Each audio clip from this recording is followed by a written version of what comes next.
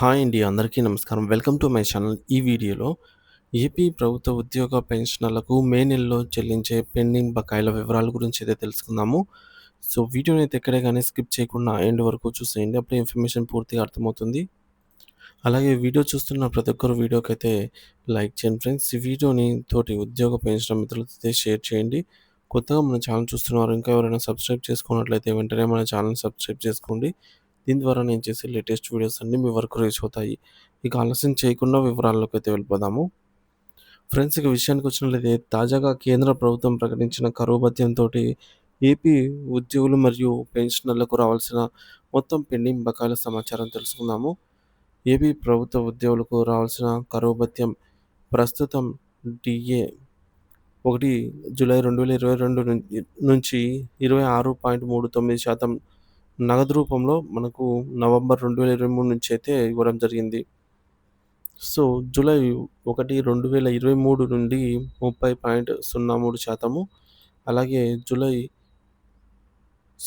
జనవరి 2023, July 2023, జనవరి 2024కు సంబంధించి వరుసగా 30.03, 33.67%, 37.31%. ఇది ఇంకా ప్రకటించలేదు. ప్రకటించాల్సి ఉందన్నమాట.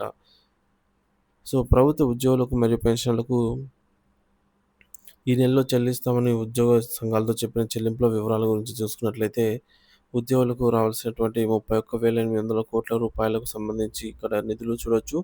అన్ని రకాల బకాయిలు కలిపి ఉద్యోగులకు ప్రభుత్వం సుమారుగా 31,800,00,00,000 బాకీ పడింది. పీఆర్సీ అరియర్స్, డీఏ బకాయిలు సంబంధించి 18,000,00,00,000. ఇక 2 కొత్త డీఏ బకాయిలకు రూ. 7,300,00,00,000 అవసరమవుతాయి. వైద్య బిల్లులు, ఈఎల్స్, ఏపీజీఎల్ఐ, సరెండర్ లీవ్‌లు, ఇతరత్రా పెండింగ్ బిల్లులన్నీ కూడా 2,800,00,00,000. CPS, GPF contributory pension scheme బాకీ 3,700,00,00,000 పెండింగ్‌లో ఉన్నాయి. ఇక డీఏల వారీగా చూసుకున్నట్లయితే ఉద్యోగులకు మొత్తం 185 నెలలకు సంబంధించి డీఏ అరియర్స్ పెండింగ్‌లో ఉన్నాయి. వీటిలో కరోనా సాకుతో 54 నెలల అరియర్స్‌ను మాఫీ చేశారు. ఎప్పుడంటే జనవరి 2020, అలాగే జూలై 2020, అలాగే జనవరి 2021 ఈ 3 డీఏలకు సంబంధించి 54 నెలల యొక్క అమౌంట్‌నైతే మాఫీ చేశారనమాట. ఇవ్వలేరు, ప్రకటించలేదు. కేంద్రం కూడా ప్రకటించలేదు. రాష్ట్రాలు ప్రకటించలేదు. ఇక జూలై 2018 డీఏ 30 నెలలు ఫ్రమ్ జూలై 2028 టు డిసెంబర్ 2023. అలాగే రెండో డీఏకి సంబంధించి జనవరి 2019 డీఏ 31 నెలలు. ఎప్పటినుంచంటే జనవరి 2019 నుంచి జూలై 2021 వరకు. జూలై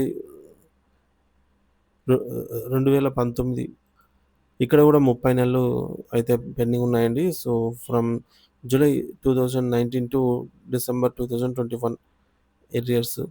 ఇకపోతే జనవరి 2020 డీఏ 24 నెలలు ఇక్కడ పెండింగ్‌లో ఉన్నాయి. From January 2020 to December 2021. July 2020 డీఏకి సంబంధించి 18 నెలల డీఏ బకాయిలు పెండింగ్‌లో ఉన్నాయి. From July 2020 to December 2021. జనవరి 2021 సంబంధించినటువంటి 12 నెలల బకాయిలు ఉన్నాయి. From January 2021 to December 2021. July 2021 డీఏకి సంబంధించి 6 నెలలు బకాయిలున్నాయి. From January 2021 to December 2021.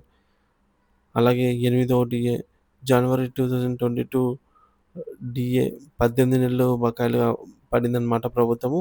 From January 2022 to July 2023. July 2023 నుంచి డీఏకి సంబంధించి 16 నెలల అరియర్స్ ప్రభుత్వం అయితే బకాయి పెట్టింది. From July 2022 to October 2023. ఈ యొక్క 185 నెలల డీఏ అరియర్స్ అంటే ఒక్కొక్క ఉద్యోగికి సగటున 2,00,000 నుంచి నష్టం. సీనియర్లకైతే 4,00,000 పైమాటే. వీటన్నిటిని కూడా ప్రభుత్వం త్వరితగతిన చెల్లించే విధంగా చర్యలు చేపట్టాలని, సానుకూల నిర్ణయం తీసుకోవాలని అయితే ఉద్యోగ పెన్షనర్లు అయితే డిమాండ్ చేస్తున్నారు ఫ్రెండ్స్.